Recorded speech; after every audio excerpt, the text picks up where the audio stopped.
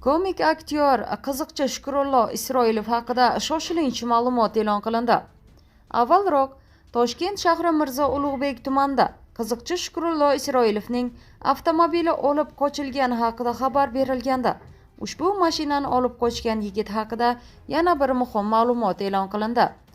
Mazkur ish jinoyat ishlari bo'yicha Mirzo Ulug'bek tuman sudida ko'rib chiqilgan. Sudda aniqlanishicha, olib qochilgan avtomobil Shukrullo Isroilovning farzandiga tegishli bo'lgan. Qiziqchi mashina olib qochilganligini sezishi bilan ichki ishlar organlariga xabar bergan. Olib qochilgan transport vositasi Uchtepa tumani Zargarlik ko'chasida to'xtatilgan. Gumonlanuvchi fuqaro va transport vositasi jinoiy qidiruv xodimlariga topshirilgan.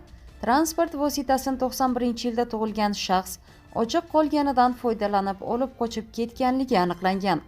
Holat bo'yicha Jinoyat kodeksining 267-moddasi transport vositasini olib qochish bilan jinoyat ishi qo'zg'atilib, qamoqqa olish ehtiyot chorasi qo'llanilgan.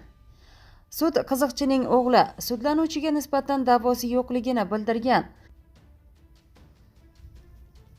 Sud hukmiga ko'ra, aybdor Jinoyat kodeksining 267-moddasi 1-qismi bilan aybdor deb topilgan va aynan o'sha modda bilan u Jinoyat kodeksining 57-moddasi yengilroq jazo tayinlash qo'llash yo'li bilan 2 yil muddatga ozodlikdan mahrum qilish jazosi tayinlangan.